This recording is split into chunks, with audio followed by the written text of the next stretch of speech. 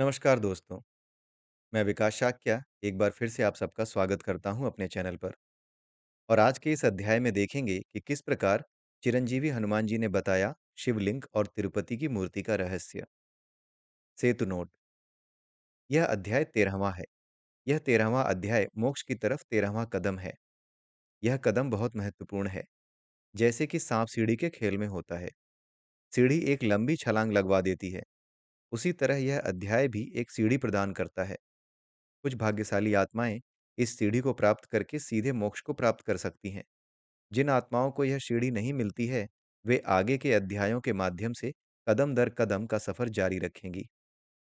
अति महत्वपूर्ण। इस अध्याय में लिंग शब्द का अर्थ आजकल प्रचलित अर्थ से पूर्णतः भिन्न है। हनुमान जी ने इस शब्द का अर्थ इस अध्याय में समझाया है। अगर फिर भी आपका दिमाग प्रचलित अर्थ में फंसा रहे, तो कृपा करके लिंग शब्द को प्रभामंडल पढ़ें। हर आत्मा का एक प्रभामंडल होता है, जिसे लिंग कहते हैं।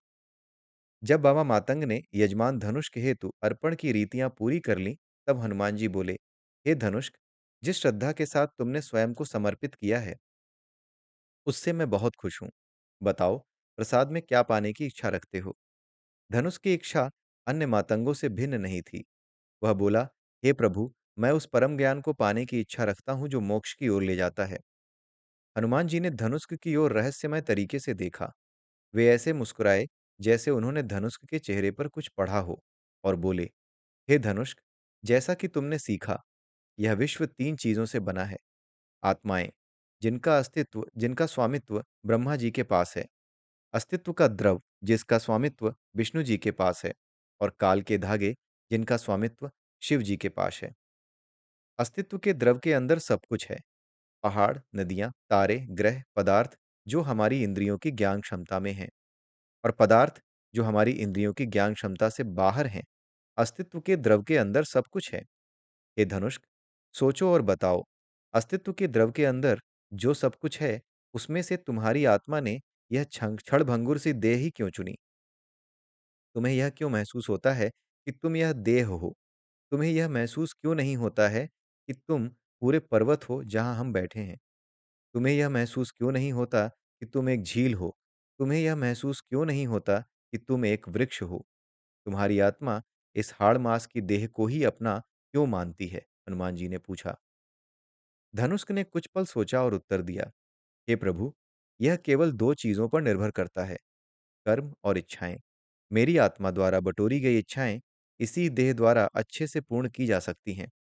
इसलिए मेरी आत्मा ने यह देह धारण की है, पर्वत, वृक्ष अथवा नदी की देह नहीं। हनुमान जी बोले, हे मातंगो, धनुष ने जो कहा वह ठीक है। किसी भी आत्मा के कर्म इच्छा ही यह निर्धारित करते हैं कि वह आत्मा कौन सी देह धारण करती है। मैं अब आप लोगों को कुछ दिखाने वाला हूँ।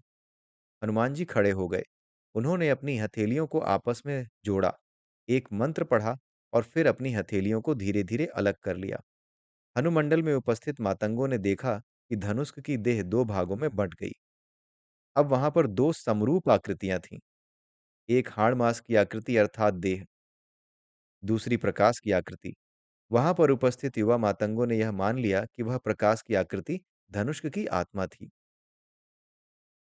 मैंने अंततः देख ही लिया कि आत्मा कैसी दिखती है। यह देह जैसी ही एक आकृति है, किंतु प्रकाश की बनी हुई। एक युवा मातंग ने टिप्पणी की। हनुमान जी ने उसको तुरंत ठीक किया। हे मातंग, यह प्रकाश की आकृति आत्मा नहीं है। आत्मा तो प्रकाश का एक बिंदु मात्र होती है। जब उस पर कर्म और इच्छाएं एकत्रित हो जाती हैं, तब इसके चारों ओर एक प्रभामंडल विकसित हो जाता है। इस प्रभामंडल की आकृति आत्मा के कर्म इच्छा पर निर्भर करती है। आत्मा के चारों ओर के इस प्रभामंडल को ज्योतिर्लिंग अथवा लिंग कहते हैं। हे मातंगों, मेरे द्वारा प्रदान की गई इस दिव्य दृष्टि से आप लोग धनुष की आत्मा का लिंग यानी प्रभामंडल देख रहे हैं। जैसा कि आप देख रहे हैं, देह और लिंग दोनों की आकृति समान है। अंतर केवल इतना है कि लिंग कर्म और इच्छाओं से बना है, तो देह काल और अस्तित्व द्रव से बनी है। लिंग और देह में संबंध यह है कि ये एक दूसरे को प्रतिबिंबित करते हैं। अगर हम लिंग में कोई परिवर्तन करते हैं, तो देह में भी परिवर्तन आता है। ऋषि भृगु ने इस सिद्धांत के आधार पर एक शास्त्र विकसित किया था। जब लिंग में कोई परिवर्तन किया जाता है, तो देह में भी परिवर्तन आता है। इस शास्त्र का नाम था लिंग शास्त्र। इस बात को याद रखिएगा कि लिंग पुराण और लिंग शास्त्र दोनों अलग-अलग हैं। ये सेतु टिप्पणी है। मैं आपको इस शास्त्र का मूल सिद्धांत वर्णन करके समझाता हूं, जिससे कि आपको विश्व के रहस्य जानने में सहायता मिलेगी। हनुमान जी धनुष की देह के पास आए, जो हवा में ऐसे अटकी हुई थी जैसे कि जम गई हो। हनुमान जी ने देह की ओर इशारा करके कहा, इसके सिर पर काले बाल हैं। मान लीजिए कि हम इसके बालों को स्थायी रूप से लाल करना चाहते हैं। यह करने का भौतिक तरीका होगा कि इसके बालों को एक-एक करके निकाला जाए और उनकी जगह एक-एक करके लाल बाल लगाए जाएं। यह बहुत पीड़ादायक प्रक्रिया होगी। ऋषि भृगु के पास ऐसा करने का बहुत आसान तरीका था। अगर आत्मा की देह में परिवर्तन लाना है, तो आत्मा के लिंग में परिवर्तन लाओ। अब हनुमान जी ने धनुष की आत्मा के लिंग की ओर रुख किया। लिंग भी हवा में स्थिर था, देह से कुछ ही कदम दूर। यह प्रकाश का बना एक त्रिआयामी ढांचा था। हनुमान जी बोले, हमें यह पता लगाना होगा कि लिंग के प्रकाश की कौन सी तरंग बालों के काले रंग के लिए जिम्मेदार है। हमें उस तरंग को निकालकर उसकी जगह ऐसी तरंग लगा देनी है, जो लाल रंग के बालों के लिए जिम्मेदार होती है। हनुमान जी पुनः अपने आसन पर आ गए। वे बोले, हे मातंगो, मैंने लिंग शास्त्र के उपयोग का एक छोटा सा उदाहरण दिया है। लिंग शास्त्र के सूत्रों से मानव को पक्षी में, पक्षी को पत्थर में बदला जा सकता है। ऋषि भृगु द्वारा लिंग की आकृति पर शोध तब शुरू हुआ जब उन्होंने भगवान विष्णु से एक प्रश्न पूछा, हे प्रभु, जब एक आत्मा मुक्ति सागर से एक इच्छा के साथ उठती है, तो आप उसे नश्वर संसारों में क्यों भेजते हैं? आप भली भांति जानते हैं कि नश्वर संसार वो अनंत जाल है, जिसमें एक इच्छा दूसरी इच्छा को जन्म देती है। नश्वर लोकों में एक लंबा एवं कठिन सफर तय करने के पश्चात आत्मा को अंततः मोक्ष ही प्राप्त करना पड़ता है और चिर शांति के लिए मुक्ति सागर में ही वापस लौटना पड़ता है। आत्मा को नश्वर लोकों में भेजने की बजाय आप उसे वापस उसी समय मुक्ति सागर में वापस क्यों नहीं भेज देते, जब वह पहली इच्छा के साथ मुक्ति सागर से उठती है? भगवान विष्णु मुस्कुराए और बोले, उधर देखो, एक आत्मा मुक्ति सागर से उठ रही है। वह मुझसे अपनी इच्छा पूर्ति के लिए नश्वर संसार का मार्ग पूछेगी। मैं उस आत्मा को आपके साथ भेज दूंगा। मैं उसको बोलूंगा कि आप उसे उसकी इच्छा पूर्ति में सहायता करोगे। अगर आप इसे नश्वर संसार के जंजाल से बचा सकते हैं, तो बचाइए। उसे जितना जल्दी हो सके मोक्ष दिलाइए। वहां पर उस आत्मा का लिंग यानी कि प्रभामंडल जंगली सुअर का था। वह आत्मा ऋषि भृग के साथ मानव लोक में आ गई और उसने एक जंगली सुअर की देह धारण कर ली। ऋषि भृगु ने उस आत्मा का नाम रखा वराह और उस आत्मा को मोक्ष दिलाने के मिशन पर जुट गए। सेतु टिप्पणी, यहाँ पर जिस वराह का जिक्र है, वह विष्णु का अवतार आदि वराह नहीं है, लेकिन यह वराह भी कोई साधारण आत्मा नहीं थे। विष्णु जी ने अपना ही एक हिस्सा ऋषि भृगु के साथ भेजा था। ऋषि भृगु किसी मानव को तो ब्रह्म ज्ञान देकर मोक्ष दिलाने में समर्थ थे, किंतु विष्णु जी ने उनको एक जंगली सुअर को मोक्ष दिलाने का कार्य सौंपा था। जब वे अपने आश्रम में पहुंचे, तो उन्होंने अपने प्रिय शिष्य उद्वेग के साथ इसके बारे में चर्चा की। ऋषि भृगु बोले, हे उद्वेग, सबसे पहले तो हमें वराह को मनुष्य में बदलने का तरीका खोजना होगा। तभी हम मोक्ष के बारे में सोच सकते हैं। बहुत समय बीत गया, लेकिन उन्हें कोई उपाय नहीं सूझा। अब दूसरी समस्या यह थी कि वह वराह बूढ़ा होता जा रहा था। उद्वेग ने भृगु से कहा, गुरुदेव, हमें पहले वराह को बूढ़ा होने से रोकने का उपाय सोचना चाहिए। हम इसको युवा रहने के यौगिक तरीके तो नहीं सिखा सकते, हमें कोई और उपाय खोजना पड़ेगा। अगर वराह मर जाता है, तो इसकी आत्मा कोई और देह धारण कर लेगी और फिर हमें नए सिरे से अपना काम शुरू करना पड़ेगा। वराह को बूढ़ा होने से रोकने के प्रयास में उन्होंने अपना ध्यान उसकी देह से हटाकर उसके लिंग पर लगाया। वे उसके लिंग में वह तरंग ढूंढने में सफल हो गए, जो देह के बूढ़ा होने के लिए जिम्मेदार थी। उन्होंने उस तरंग को निकाल दिया और फिर वराह की देह बूढ़ी होना बंद हो गई। बहुत साल बीत गए। वराह के लिंग के साथ उनके प्रयोग जारी रहे। अंततः वे वराह के लिंग में परिवर्तन लाकर उसकी देह को जंगली सुअर से मानव की देह में परिवर्तित करने में सफल हो गए। गुरुदेव, अब जबकि हमने वराह को मनुष्य बना दिया है, अब आप उसे ब्रह्म ज्ञान देकर मोक्ष की ओर अग्रसर कर सकते हैं। उद्वेग बोला। ऋषि भृगु ने उत्तर दिया, ब्रह्म ज्ञान के जरिए मोक्ष पाना इंसानी तरीका है। यह लंबा और कठिन भी है। मेरा विष्णु जी से प्रश्न यह था कि वे आत्मा को नश्वर संसारों में भेजते ही क्यों हैं? वे उस आत्मा को वहीं पर मोक्ष प्रदान क्यों नहीं कर देते? तुरंत मोक्ष प्रदान करने का कोई तो तरीका होगा। उद्वेग ने सुझाव दिया, गुरुदेव, मोक्ष अर्थात जीवन मरण के क्रम से छुटकारा, सभी इच्छाओं और कर्मों से छुटकारा। लिंग किसी भी आत्मा के चारों ओर आत्मा के कर्म और इच्छाओं के कारण ही होता है। अगर हम लिंग को नष्ट कर दें, तो आत्मा की कर्म व इच्छाएं भी नष्ट हो जाएंगी। तब आत्मा मोक्ष को प्राप्त हो जाएगी। अतः हमें वराह की आत्मा के लिंग को नष्ट करने में अपना ध्यान लगाना चाहिए। बहुत साल बीत गए। उन्होंने तरंग दर तरंग वराह के लिंग को नष्ट करने का प्रयास किया, लेकिन उनके सब प्रयास बेकार गए। प्रकाश की जिन तरंगों से वह लिंग बना था, उनका कोई अंत नहीं था। जब वे प्रकाश की किसी तरंग को लिंग से अलग करते, उससे केवल लिंग का आकार बदलता और उसी के अनुसार देह का आकार बदलता।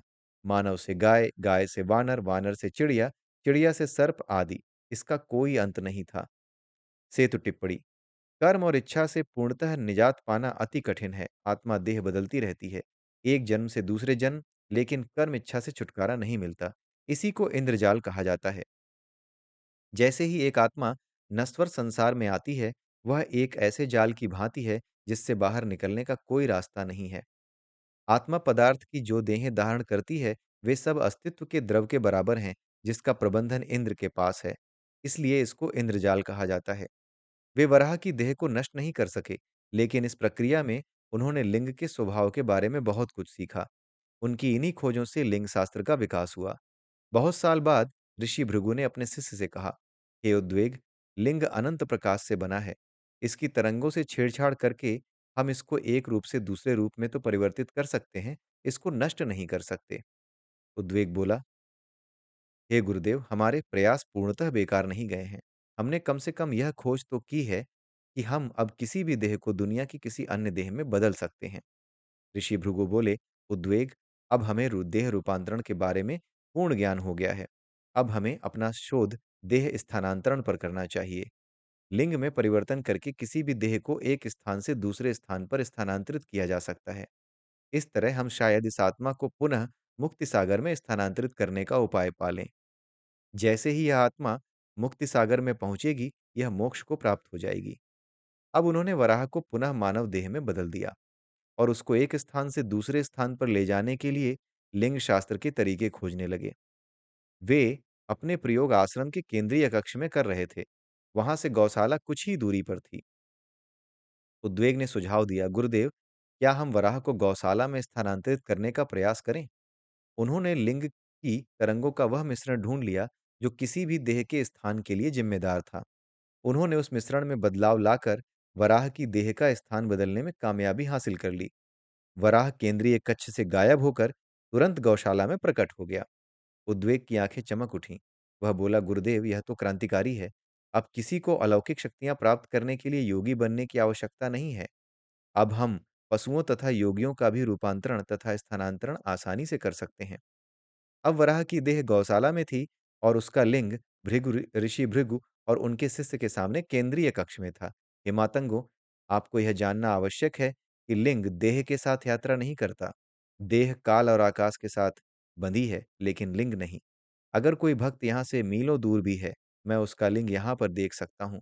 मुझे उनकी देह के पास जाने की आवश्यकता नहीं है। जब वराह आश्रम की गौशाला में था, उद्वेग ने उसके लिंग पर कुछ और प्रयोग करना चाहा। वह बोला, गुरुदेव, क्या हम वराह के लिंग में एक तरंग का रोपण करके उसके मस्तिष्क में कोई विचार रोपित कर सकते हैं? ऋषि भृगु ने कोई उत्तर नहीं दिया। वे इस सोच में लीन थे कि वराह को वापस मुक्ति सागर में कैसे स्थानांतरित किया जाए। उद्वेग ने वराह के मस्तिष्क में एक विचार रोपित किया। यह विचार था, वराह गाय का दूध निकालो। जब वराह ने गाय का दूध निकाला, उद्वेग ने वराह को वापस केंद्रीय कक्ष में स्थानांतरित कर लिया। वह उत्साह से बोला, गुरुदेव देखिए, मैंने गौशाला में जाए बिना गाय का दूध निकाल लिया। लेकिन तुमने वराह को दूध निकालने के लिए भेजा, इसमें चमत्कार जैसा कुछ नहीं है।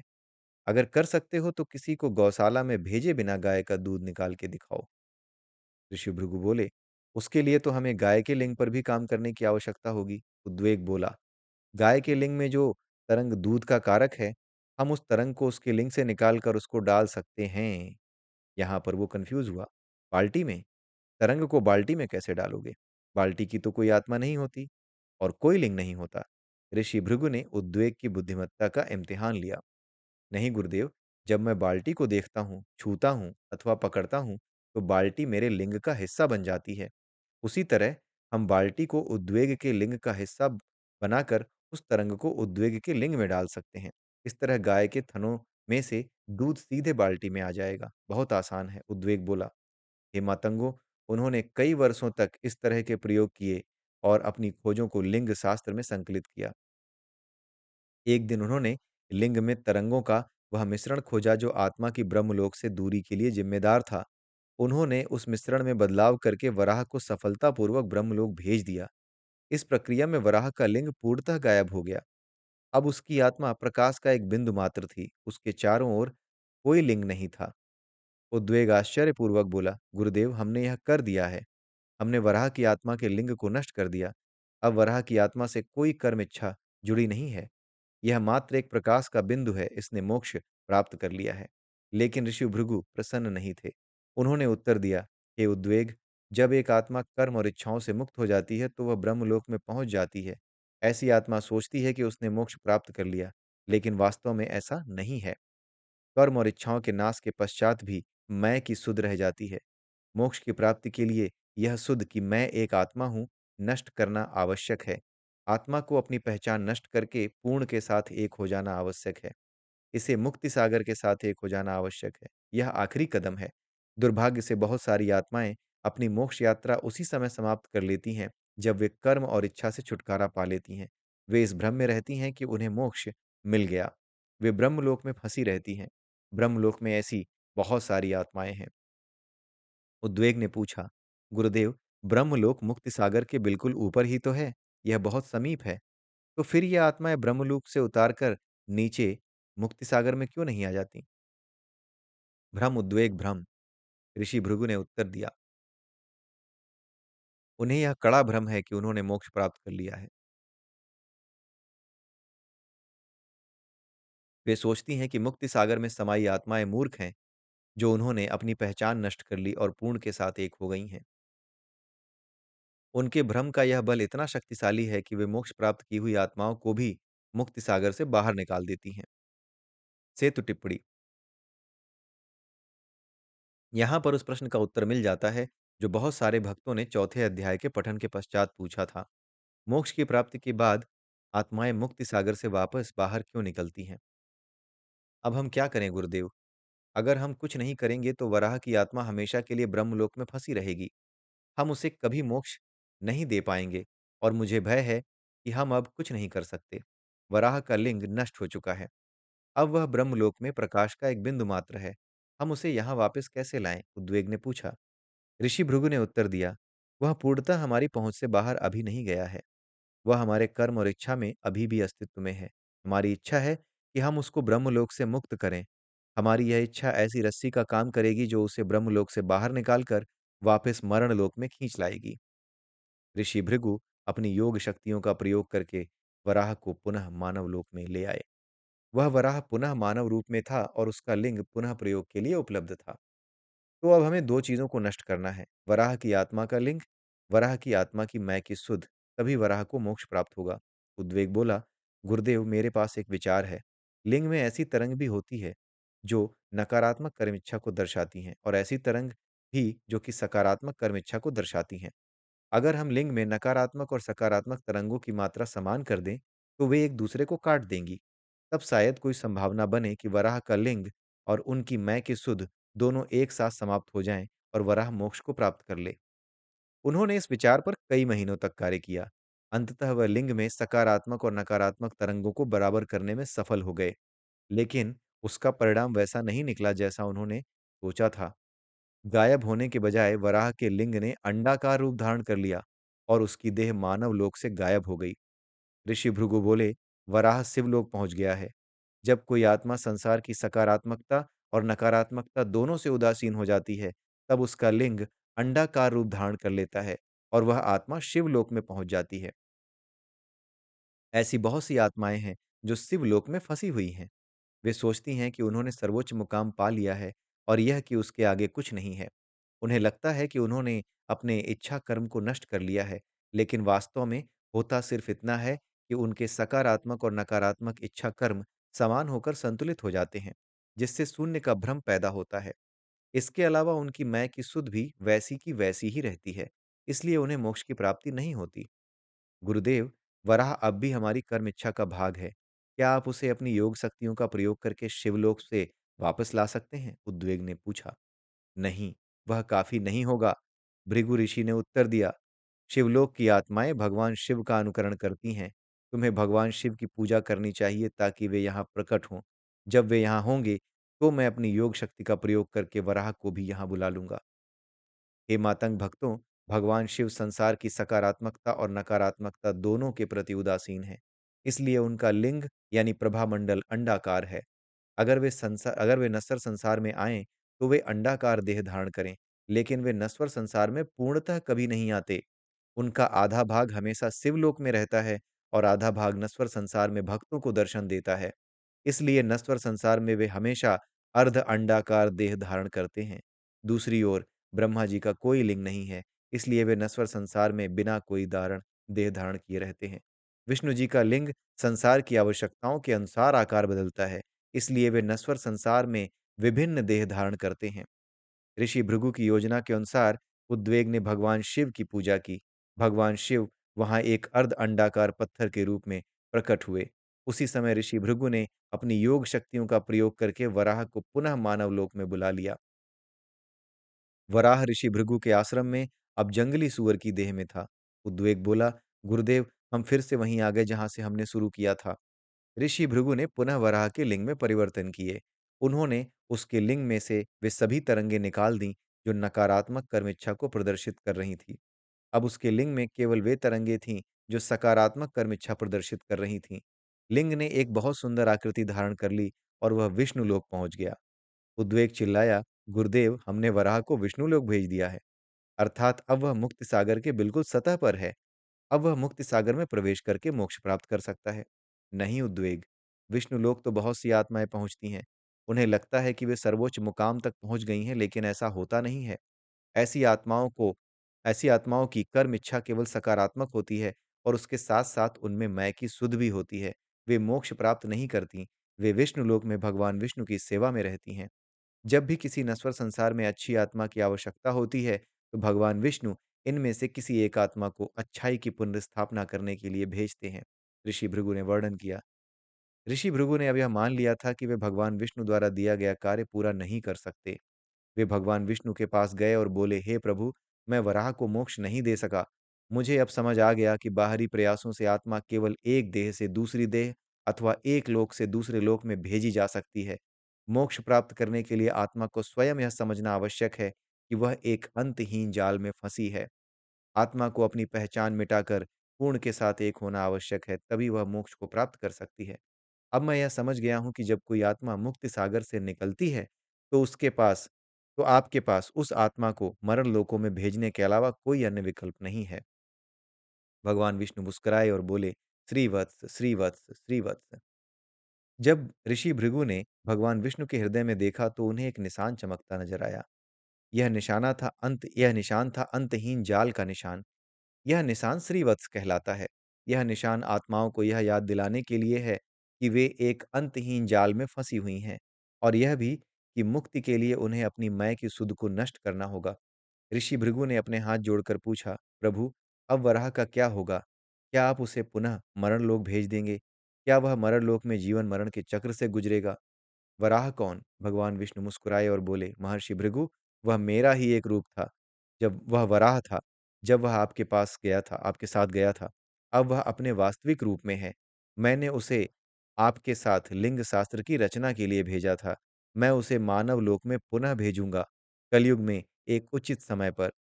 वह कलयुग में वहीं रहेगा जब तक कि मैं कल की अवतार नहीं लेता। ऋषि भृगु बोले, हे प्रभु, कलयुग में जीवों का अधिकतम जीवन काल 200 साल होगा। क्या वे वराह अंत तक रहने के लिए देह बदलते रहेंगे? भगवान विष्णु ने उत्तर दिया, महर्षि, वह पत्थर की देह धारण करेगा और वेंकटेश्वर के नाम से जाना जाएगा। वह आत्माओं को कलयुग के अंधकार भरे समय में मोक्ष के राह पर रहने में सहायता करेगा। हे मातंगो, भगवान वेंकटेश इस समय मानव लोक में हैं। उनकी इस कथा को सुनने के बाद आप भी उनके लिंग का भाग बन गए हैं। अब वे आपको मोक्ष की इच्छा पूर्ण करने में सहायता करेंगे। हनुमान जी ने अपना प्रवचन पूरा किया।